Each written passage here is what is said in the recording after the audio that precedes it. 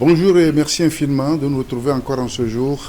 Rencontre et échange, nouveau numéro. Nous allons parler de la vie politique de l'ANC, cette formation politique qui a exclu certains de ses membres, notamment de la diaspora ces derniers temps et qui fait beaucoup pour les denrées de salive. Qu'est-ce qu'il en est exactement sur mon plateau? Le porte-parole de ce parti, Monsieur Éric Dupuis, vous êtes le conseiller spécial du président Jean-Pierre Fabre. Vous avez accepté notre invitation pour expliquer davantage les écueils ou bien ce qui se passe au sein de votre formation politique. Merci de répondre à notre invitation. Merci, Monsieur Wilson. Bonjour, Madame, bonjour, Monsieur. En effet, je suis le porte-parole de l'ANC, responsable de la communication de l'ANC et conseiller spécial du président Jean-Pierre Fabre. Voilà. C'est avec vous donc on va réfléchir sur la santé, la santé de votre formation politique, comment elle se porte au milieu des tourments de l'heure que nous connaissons. Mais avant cela, peut-être une pensée pieuse pour Patrick Lawson, décédé le 23 décembre de l'an dernier. Un vide, un grand vide pour l'ANC de soir. Vous me touchez beaucoup en vous souvenant du premier vice-président Patrick Lawson décédé, et qui est en plus de cela un ami personnel. En effet, c'est un grand vide parce que Patrick Lawson a beaucoup compté dans la vie politique de notre pays. Pas seulement dans l'ANC, dans tout le Togo. Patrick Lawson a été un grand homme, un grand politicien qui a consacré toute sa vie. Il a consacré toute sa vie, depuis le banc de l'école jusqu'à la fin de sa vie, à la politique. Et il a reçu des coups, il a reçu beaucoup de blessures, mais il est resté fidèle à sa conviction, déterminé pour un seul objectif qui s'est fixé, donner à ce peuple l'alternance politique. Malheureusement, il n'a pas eu la chance de connaître cette alternance-là. Un compagnon qui a été de toute la lutte, de tout le combat, aux côtés du président. Même avant la création de l'ANC, ils étaient ensemble dans le parti dont... L'UFC originel. L'UFC, disons-le. Donc ils ont été ensemble, ils ont lutté, ils se connaissent depuis très très longtemps. Je vous dis depuis pratiquement les bancs de l'université. Donc, pratiquement tous les jours, nous avons une pensée pour ce grand homme. Et un homme qui a toujours été à cheval sur les principes, et sur le respect de la ligne politique du parti. Il a été toujours très ferme sur le respect de la ligne politique du parti. On le décrit comme un homme tempéré, modéré dans ses propos, mais ferme dans ses convictions. Tout à fait, c'est tout à fait Patrick. Il donne l'impression d'être modéré, puisque c'est un homme qui est toujours à l'écoute des autres, mais il reste toujours ferme sur son objectif et sur l'idée qu'il a de l'avenir du Togo, l'idée qu'il a de la bonne gouvernance de notre pays. Ce n'est pas parce que Patrick donnait l'impression d'avoir des relations dans tous les partis politiques, ou presque. Ce qui n'est pas interdit. Ce qui n'est pas interdit, mais c'est parce que c'est un homme qui est toujours à l'écoute des autres. Même s'il ne vous connaît pas et que vous voulez lui parler, Patrick Lawson était ouvert à vous écouter, prompt à vous écouter, mais il essaiera de toutes ses forces de vous expliquer sa position et de vous exprimer ses convictions profondes.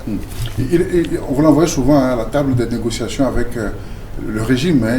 Il a souvent été aux tables des négociations, parfois même avec moi, avec Jean-Pierre, avec d'autres personnes, mais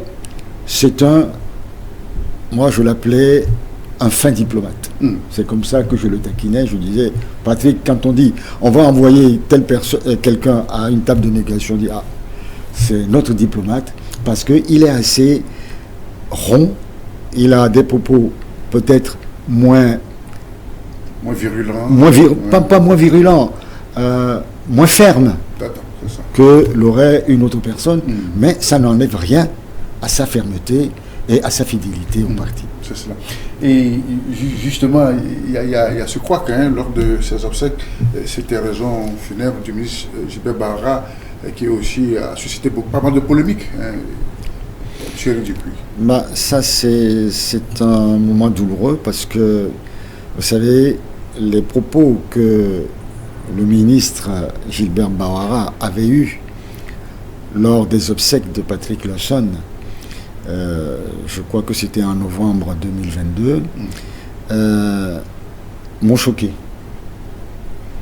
Ça m'a profondément choqué parce que je ne pouvais pas comprendre, et je ne peux toujours pas comprendre, comment un homme, quel qu'il soit, puisse venir cracher sur le cercueil de quelqu'un dont on se dit ami.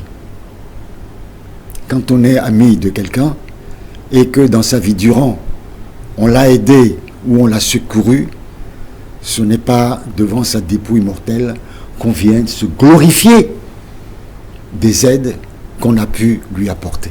D'autant plus que la personne n'est même pas à même de dire si ce que vous dites est exact ou faux.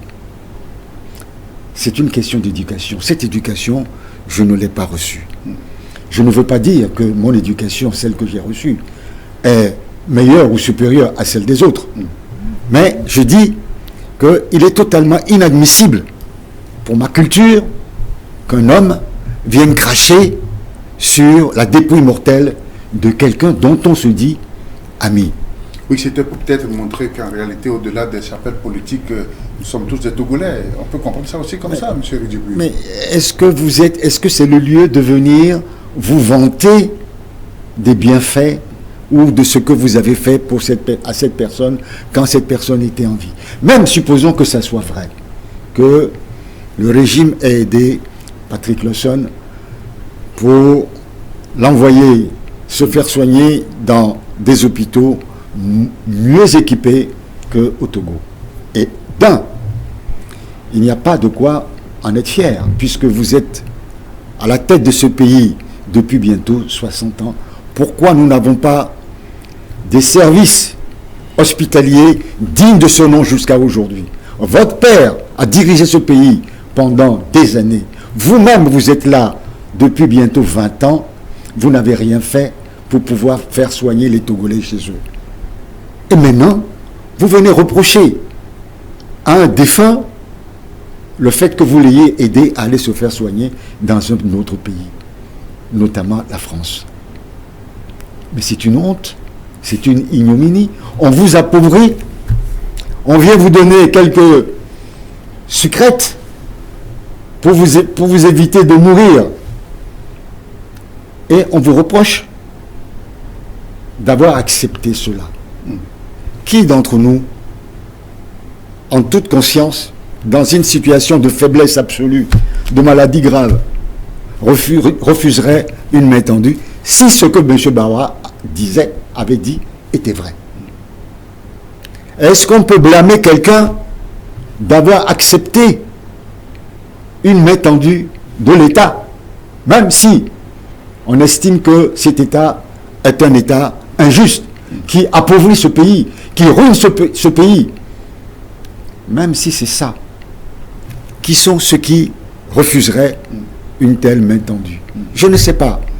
Et vous venez dans une cathédrale, devant la famille, sortir de telles abominations. Moi, j'ai honte pour lui. En fait, est-ce que c'était son intention? Son intention, à mon avis, c'est peut-être de... Non, monsieur Wilson, oui. J'ai la ferme conviction que c'était préparé. Parce que lorsqu'on préparait les obsèques de Patrick Lawson dans la famille de Souza, puisque c'est là où on se réunissait au mausolée de Souza, un soir, le ministre d'État, ministre de l'administration territoriale, Boupessi, était venu saluer avec ses collègues. Il n'y avait pas M. Bahara.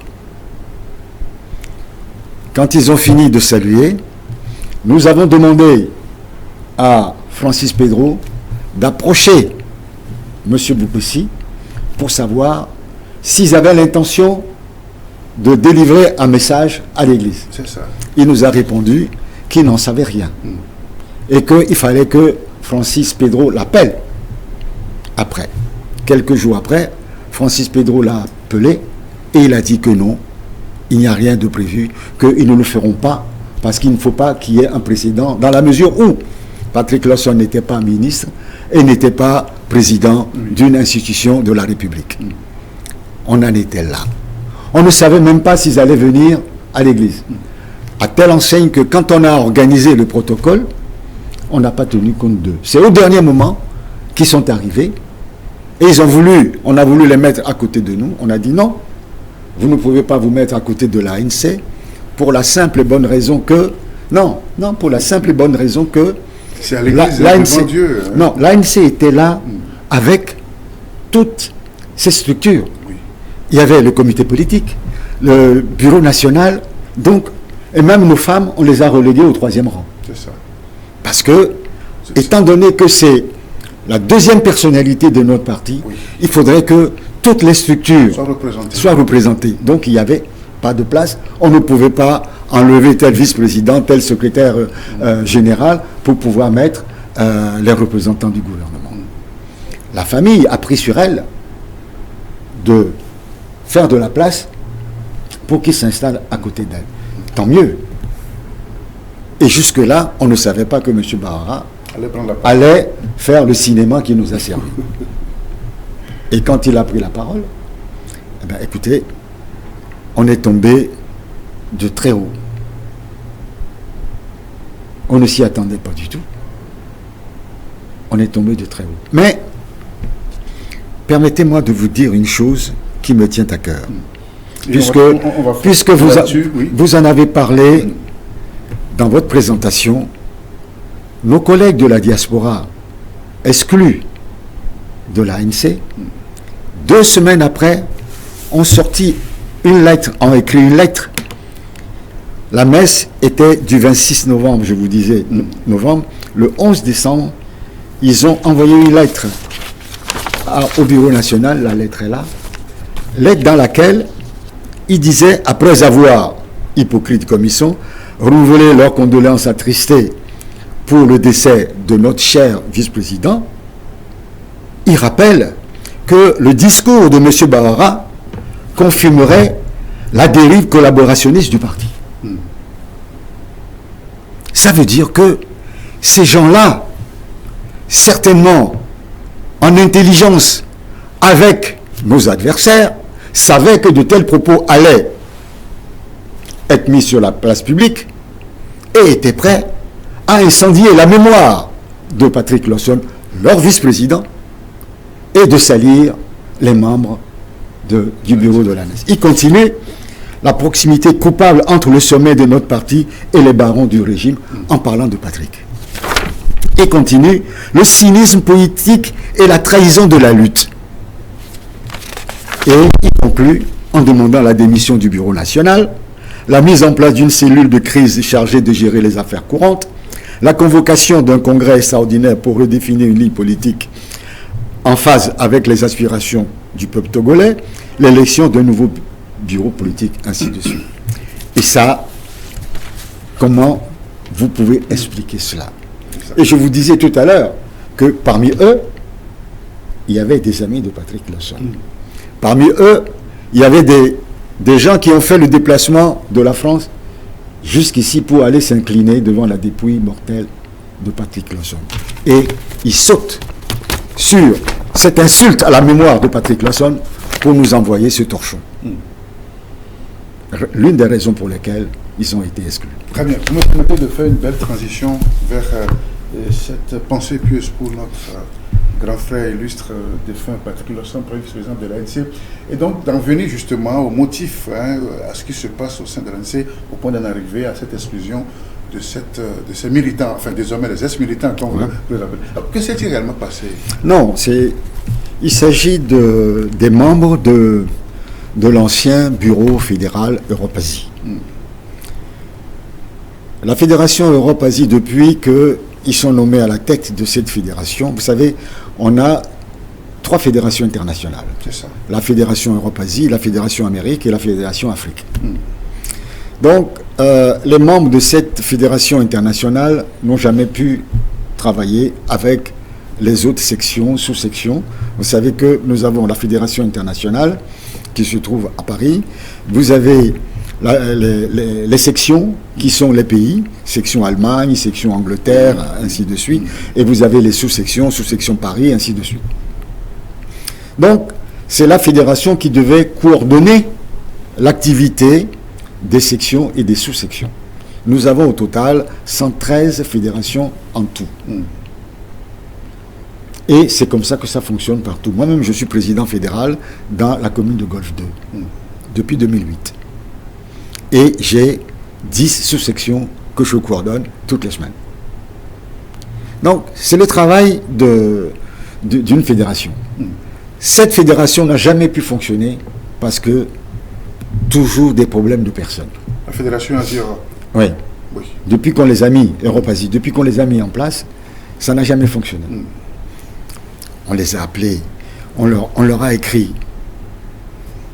À un moment donné, ils ont commencé à envoyer des lettres peu respectueuses, insolentes au secrétaire général. On avait fait une réunion et 2 personnes étaient chargées de prendre contact avec eux pour essayer de comprendre leur motivation. Ces 2 personnes, c'est Patrick Lawson et moi-même. C'est ça. J'ai appelé Bati, Gaëtan Bati, avec qui j'avais d'excellentes relations. On a discuté de longues heures et il m'a promis qu'il allait appeler le président, qu'il allait appeler le secrétaire général pour régler les problèmes, ce qu'il considérait comme problème. Patrick aurait appelé Monsieur Lucien, qui est en Angleterre, Lucien Nkali, il a appelé, ils en ont discuté, mais rien ici. Quelque temps après, d'autres lettres arrivent, ainsi de suite, jusqu'à un moment donné, on en a eu assez. Conformément aux dispositions du règlement intérieur de notre parti, on a dissous la Fédération internationale Europe-Asie, on les a écartés et on a mis une nouvelle équipe provisoire à la place. Cette équipe provisoire devait préparer des élections pour renouveler définitivement. C'est la règle dans toutes nos fédérations. Ce qui a été fait et la nouvelle fédération fonctionne parfaitement bien. On n'a que des félicitations de leur part. Toutes les sections, sous-sections se réunissent régulièrement. On s'en félicite. Et depuis ce moment-là, c'est au départ 9, après c'est 7. Oui, on parle de G9, les groupes. Ils se sont mis dans l'idée de détruire le parti. Voilà. Sans aucun motif. Monsieur... Puisqu'ils avaient évoqué aussi dans leur motif la présidentielle de 2020. Oui. 2022. Oui, 2020. Il était question pour eux, avec le score que l'ANC a enregistré sur le terrain lors de ce scrutin, il fallait donc revoir les instances du parti, enfin revoir la vie. De quel droit? C'est ça. De quel droit? C'est des militants qui ont leur mot aussi dans la vie du parti. Non. Ah bon, vous ne consultez pas vos militants là-bas? Mais vous savez, des milliers de militants, vous les consultez comment? Regroupés, bien sûr. À travers les fédérations. Oui. Or, à partir du moment où vous n'êtes plus membre d'une fédération et que vous êtes simple militant, si vous avez des doléances, vous les remontez au bureau fédéral qui le remonte au parti. Et puis, vous n'avez aucune autorité à demander la convocation d'un congrès. Est-ce que qui sont ceux qui de courrier au bureau national bien sûr au président de prendre la parole pour peut-être expliquer? C'est faux. Ils ont écrit plusieurs lettres pour insulter. Moi, je les ai. Pour insulter, pour dénigrer, c'est tout. dans ce que vous dites suite à la présidentielle de 2020, qu'est-ce qu'il voulait exactement? Que l'ANC soutienne Aguillem et Kodio. Ce n'est pas la décision du parti. C'est ce qu'ils ont exprimé dans leur courrier qu'ils vous ont adressé? Plusieurs fois. Mais ils ne l'ont pas exprimé clairement comme ça. Mais on voit leurs attitudes, on voit leur comportement. Monsieur Bourpon est venu ici à Lomé à rencontrer le président. Oui. Et il lui a dit certaines choses. Ce n'est pas comme ça qu'on agit dans un parti politique. Monsieur Bati Gaëtan est membre du bureau national. Il était secrétaire national chargé de la diaspora. Il aurait pu, en tant que tel, envoyer une lettre au bureau national ou se déplacer, venir au bureau national, en parler. Au lieu d'écrire au bureau national, et même avant que la lettre ne parvienne au bureau national, soit sur les réseaux sociaux, publiée par nos adversaires. Nos adversaires étaient informés sur le contenu de leurs lettres avant que les lettres parviennent au bureau national. Comment vous le savez? Mais je suis aussi sur les réseaux sociaux. Je sais qui envoie quoi. Même si vous mettez transféré, on peut savoir l'origine du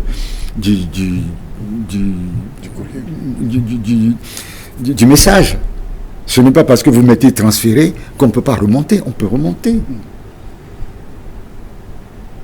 D'autant plus que 2-3 jours après, on reçoit la même lettre signée par eux. Non, il faut être sérieux. Vous savez, quand vous êtes dans un parti politique et que vous estimez que la ligne politique du parti ne vous convient plus, vous démissionnez. Vous ne cherchez pas à détruire le parti. Ça n'a pas de sens.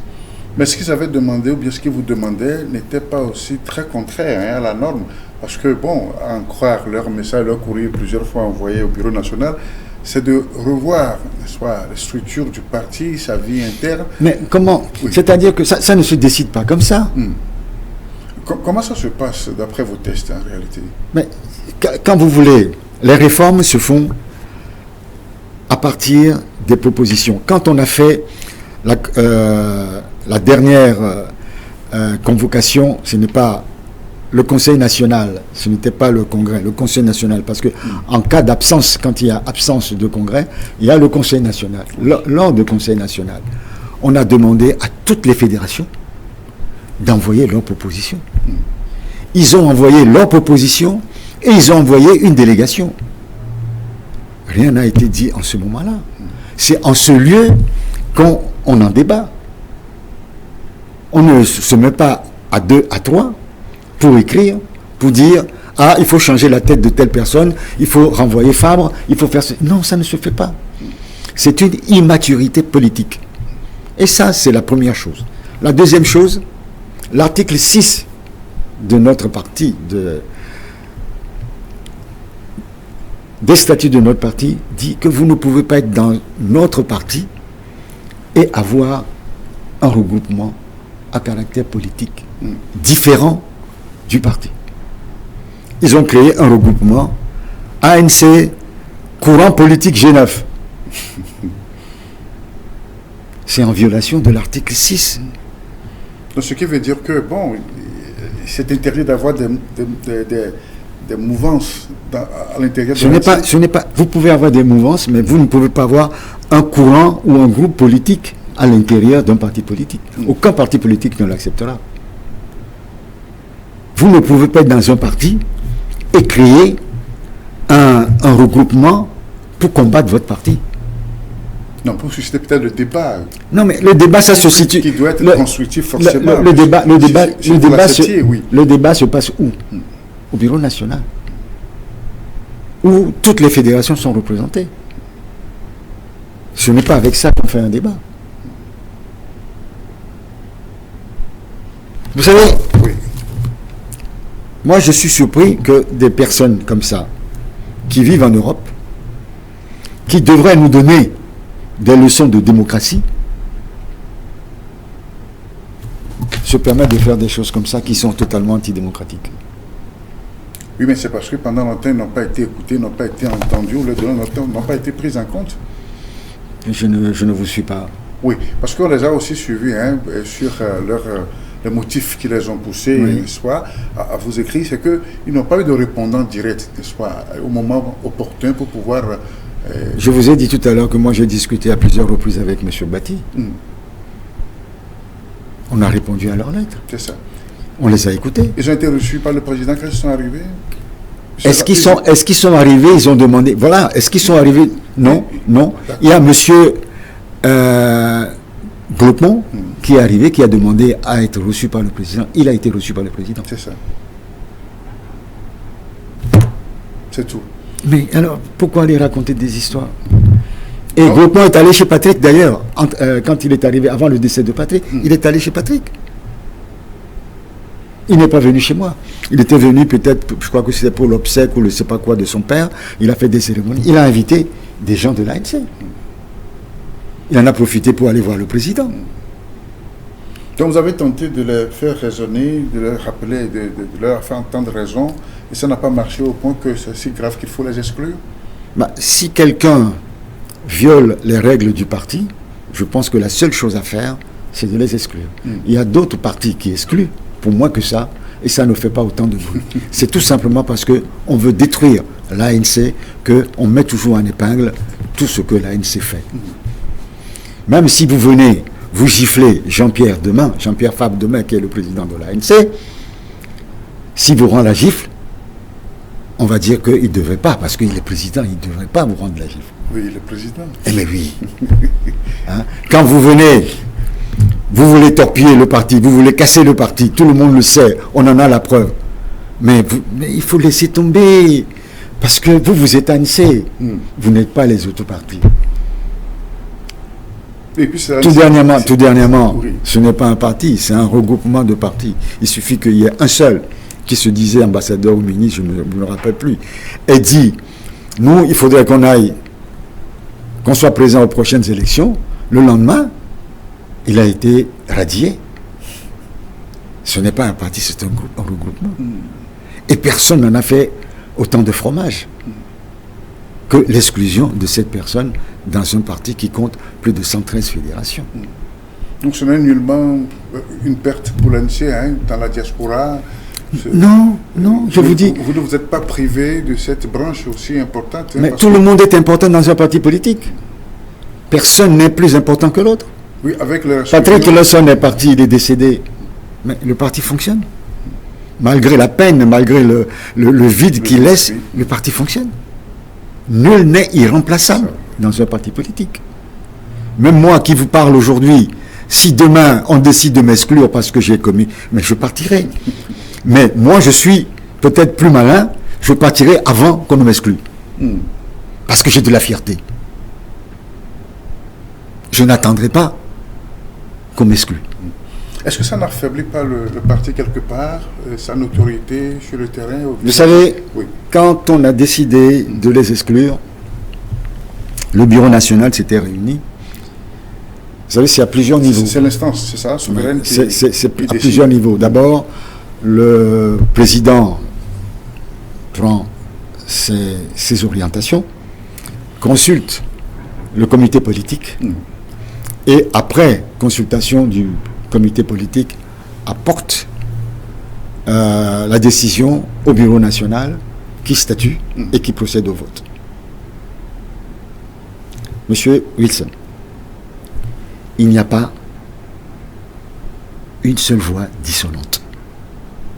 Il n'y a pas une seule abstention.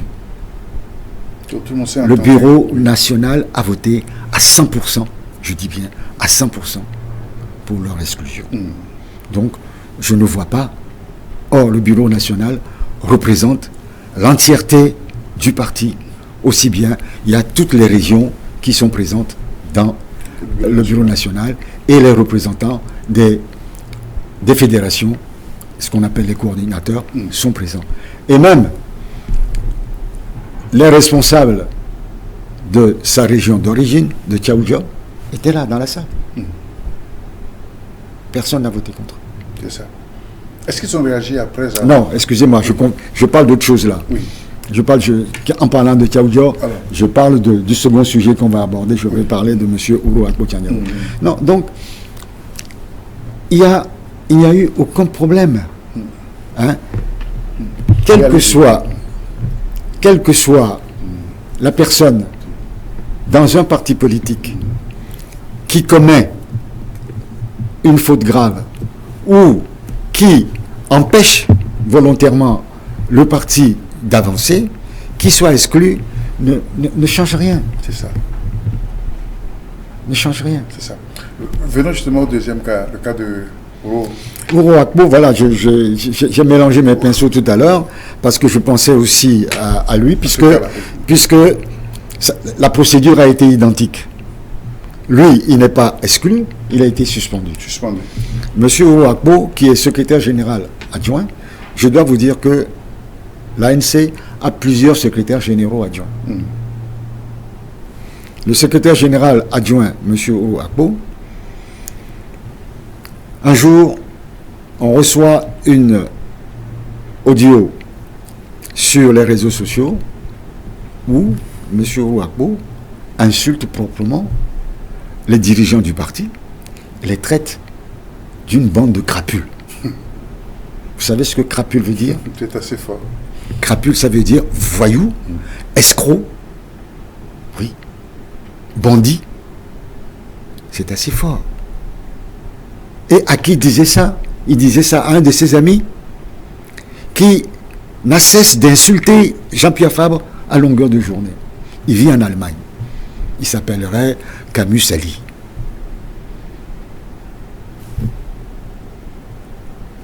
La question lui a été posée par Isabelle Améganvi, vice-présidente.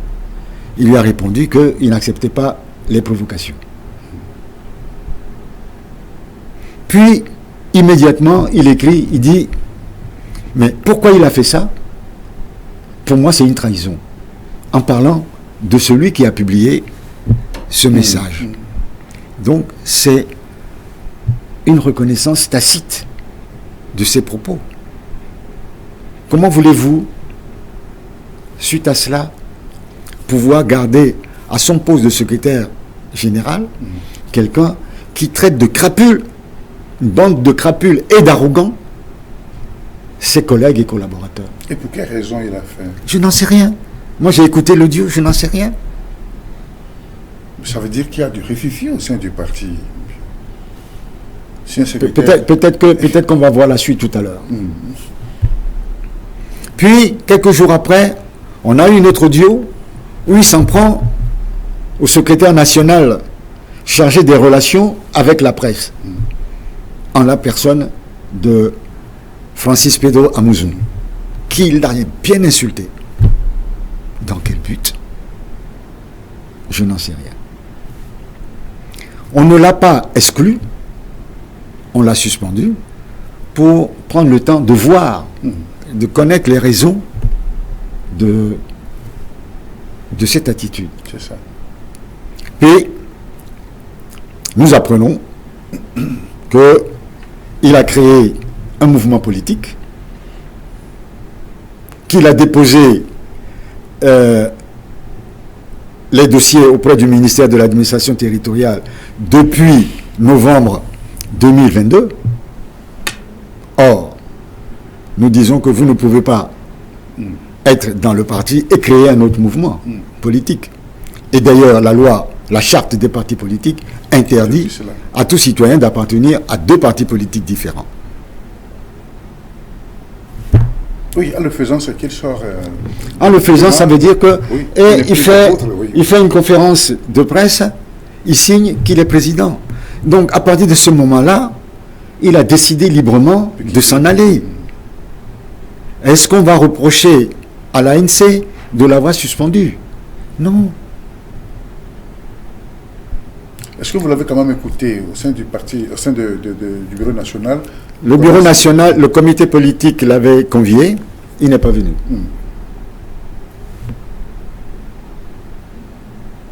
C'est ça.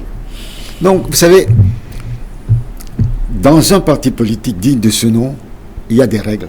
Dans toute association, il y a des règles. Ce qu'on appelle le règlement intérieur, les statuts, tout le monde doit les respecter. Si vous ne les respectez pas, soit vous démissionnez, soit on vous prie de partir. Il n'y a rien de méchant. Moi, demain, je les verrai dans la rue, on va se saluer, on va discuter. On est des hommes, on n'est pas des ennemis. Mais nous disons que nous ne pouvons plus cheminer ensemble. C'est cela.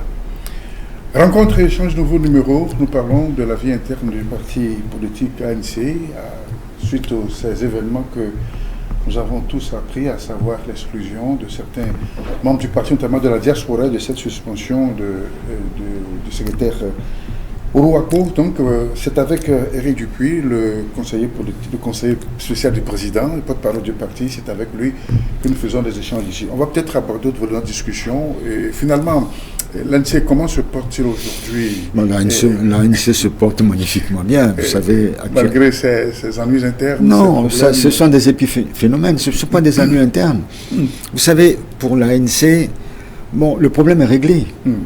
C'est tranché. C'est tranché, c'est réglé, c'est fini. On ne peut plus les récupérer. Hein, mais pourquoi vouloir les récupérer?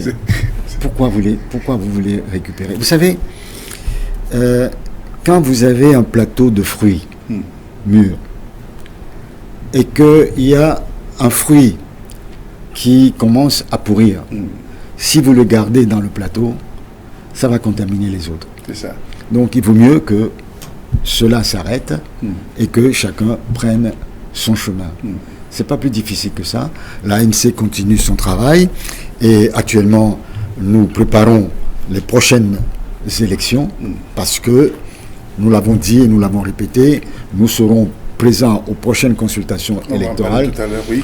Et nous préparons déjà nos populations à aller s'inscrire massivement le moment venu. C'est ça. Tout à fait. Parlons-en, puisqu'on a constaté ces derniers temps que les activités politiques sont un peu envaheuses. Hein. Alors comment renaître et comment donc relancer, comme vous le dites, n'est-ce pas, vos activités politiques, hein, vous savez, elles sont envaheuses parce que le régime le veut bien.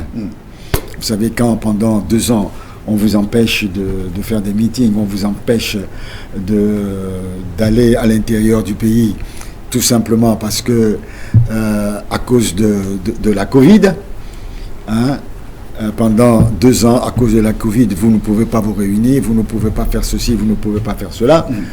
Et maintenant que la Covid s'est estompée un peu, maintenant c'est l'insécurité au nord du pays qui fait que on ne peut pas. Mais pendant ce temps-là, le régime fait sa pré-campagne. Monsieur Fonia Sibé sillonne le pays du nord au sud. Vous le voyez aujourd'hui à tel endroit, le lendemain, en veste comme moi, vous savez, veste ouverte, sans cravate, en train de serrer la main aux gens, toucher la tête aux enfants, ce qu'il n'a jamais fait depuis qu'il était président de la République. Depuis qu'il est président de la République. Tout d'un seul coup, 2023, un nouvel homme. Il a compris qu'il faut être proche du peuple. Et vous croyez que c'est innocent? Non, c'est pas innocent. Monsieur Fonia Sibé est en campagne. Est en campagne pour les législatives, pour son parti, est en campagne pour la présidentielle de 2025. Mais pendant ce temps-là, on muselle l'opposition pour qu'elle ne puisse pas faire campagne. Donc vous ne faites rien en coulisses avec à la base vos bien sûr, de base. Nous avons en éveil à tout ressurgir à tout moment lorsque la situation sera décantée. Non, nous ne dormons pas. Nous avons déjà fait pratiquement tout le tour du Togo 2 fois ou 3 fois depuis l'année dernière par des petits groupes, même où Akbo Tchaniaou faisait partie de ce groupe-là. C'est dirigé par le secrétariat général et ce groupe passe régulièrement dans les fédérations pour voir comment travaillent les fédérations, les informer, et donc bientôt encore il y a une nouvelle délégation qui va partir dans la région centrale. Voilà, on a fait pratiquement tout le tour, on va recommencer encore et préparer une tournée du président national à l'intérieur du pays. C'est ça. Donc ça veut dire que, vous l'avez dit, l'ANC prend part aux prochaines consultations électorales régionales qui s'annoncent aussi. On ne sait même pas. Vous savez, aujourd'hui, on est à la veille, d'après les informations qui nous parviennent, d'après les déclarations du ministre de l'administration territoriale, le recensement se ferait d'ici fin avril. Mais on est mi-mars, nous n'avons pas encore le chronogramme. C'est-à-dire que pour pouvoir aller à des élections, il faut que les partis politiques aient le chronogramme pour savoir à telle période, qu'est-ce qu'il y a à telle période, comment préparer les élections. Il y a cette réunion permanente, n'est-ce pas, du cadre de discussion là. Le CPC. Le CPC, oui.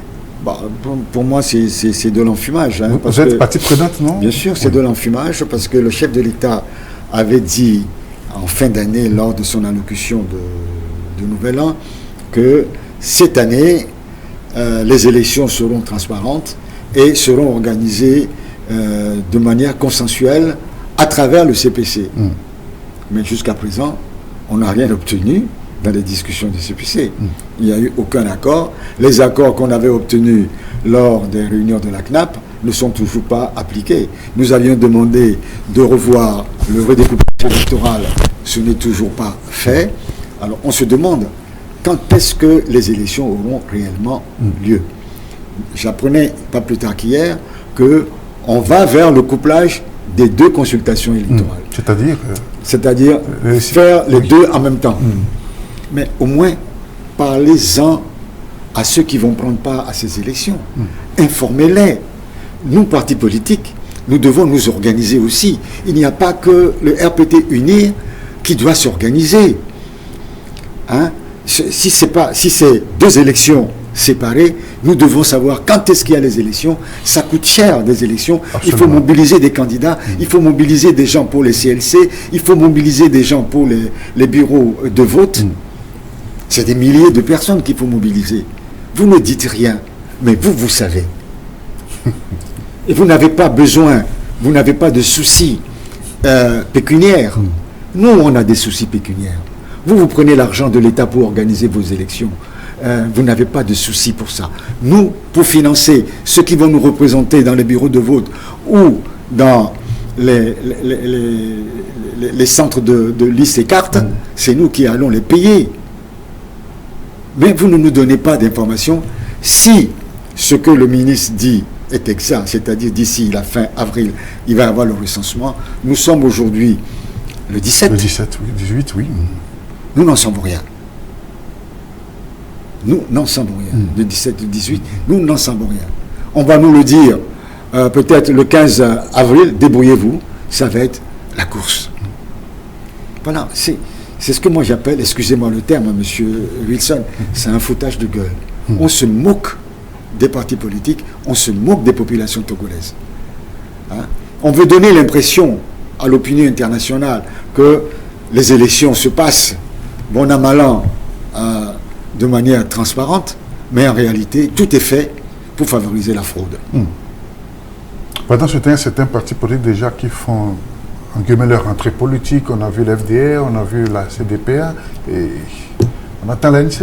Oh, peut-être, si je vous disais qu'elle est déjà faite la rentrée politique, qu'est-ce que vous allez me dire? Parce que la rentrée politique, c'est un nom qu'on donne à une activité. C'est ça. Nous, ça fait longtemps. Nous sommes toujours en activité. Hein? Moi qui suis devant vous, pas plus tard que ce matin, j'ai travaillé de 9h jusqu'à 12h30. Je suis passé chez moi me changer pour venir ici. Je présidais la grande commission des affaires électorales où tous ces problèmes-là sont abordés. C'est ça. Nous, c'est une grosse machine, l'ANC. L'ANC est un parti qui est très structuré, où chacun a ses responsabilités bien déterminées. On parle de boycott de ce scrutin, hein, quel que nous soit... Nous n'avons jamais dit que nous allons boycotter un scrutin. La dernière législative, hein, vous n'étiez pas... Non, c'était dans un cadre différent. Nous étions à la C14. Oui. Et quand on était à la C14, on discutait avec le régime à travers la CEDEAO. La CEDEAO nous a donné des garanties qu'elle n'a pas respectées. Quand on était à Conakry, le président guinéen nous avait assuré que la CENI serait 50% opposition, 50% un parti au pouvoir et que le président serait choisi à l'extérieur. On arrive à Lomé, lors de la dernière réunion, le régime dit non, qu'on n'a qu'à aller prêter serment et rejoindre l'équipe qui est au travail et qui a déjà tout bouclé. On était à 2 jours du début du recensement. On a dit, mais si vous voulez qu'on vous rejoigne, repoussez la date du recensement. Travaillons ensemble pour que nos représentants au sein de la CENI s'imprègnent de ce que vous avez fait, éventuellement les corriger avant d'aller plus loin. Ils ont dit non, c'est à prendre ou à laisser. On a dit on laisse. Ce n'est pas l'ANC, c'est la C14 qui a décidé de ne pas y aller. C'est ça. Vous le regrettez? Pourquoi non? Non, je ne suis pas un homme à regretter, c'est un acte politique. Que vous assumez? Mais on assume avec courage. Même si les conséquences ont été rudes pour l'ANC, parce qu'il ne faut pas oublier qu'à l'époque, l'ANC avait plus de 18 députés à l'Assemblée nationale, et qu'aujourd'hui, on se retrouve avec 0. C'est un grand revers. C'est pas un revers, c'est les conséquences d'une décision politique. Oui. Il faut les assumer. C'est ça. En revanche, vous avez pris part au local, hein, et vous avez votre président qui est maire, hein, dans la commune du Golfe 4. On a pris part au local, mais vous savez, l'ANC, on est dans une situation au Togo aujourd'hui où l'adversaire des partis politiques n'est plus le régime en face. C'est l'ANC qui est l'adversaire de tous. C'est malheureux à dire, mais c'est comme ça. C'est un constat que vous avez fait ou bien c'est une réalité que vous c'est vivez? une réalité. C'est une réalité. Vous savez, dans un pays normal, quand on fonctionne normalement, quelqu'un qui a travaillé... En politique, vous êtes éligible quand vous avez travaillé pour vous faire accepter par les populations comme quelqu'un qui est apte à porter votre espoir, à porter vos exigences. Monsieur Jean-Pierre Fabre a travaillé toute sa vie pour asseoir son image du nord au sud. Vous allez dans n'importe quel village aujourd'hui, vous allez au cours primaire, vous demandez à un enfant de 10 ans de vous donner 2 noms d'hommes politiques togolais, ils vont vous dire le nom du président de la République, ce qui est normal, Faure Gnassingbé, et ils vont vous dire Jean-Pierre Fabre. Je vous dis du nord au sud. Vous avez fait une étude là-dessus? Mais j'ai fait le tour du Togo au moins une centaine de fois. Quand on arrive dans les villages, Fabre, mais c'est comme ça. Alors, cette image-là existe. Au lieu de la protéger, au lieu de lui donner la possibilité de capter les voix, vous voulez la mettre de côté et créer une autre image. C'est possible. Mais vous allez mettre 20 ans pour l'asseoir. Pendant ces 20 ans-là, vous favorisez qui? Le régime qui est en place. Donc quand vous détruisez l'image de quelqu'un qui est rentré dans la conscience collective pour mettre quelqu'un d'autre à la place, vous allez mettre 20 ans pour créer une autre image, pour remplacer cette personne-là. Et pendant ces 20 ans, vous faites quoi? Vous soutenez le régime que nous combattons. Donc cette guerre interne, hein, au sein de l'opposition existe toujours? C'est même pas une guerre interne. C'est que il y a, je sais pas, on veut détruire celui qui est capable de faire. Je sais pas, c'est une mentalité que moi je ne comprends pas. Moi, si je sais que vous pouvez m'aider à obtenir, je vous soutiendrai.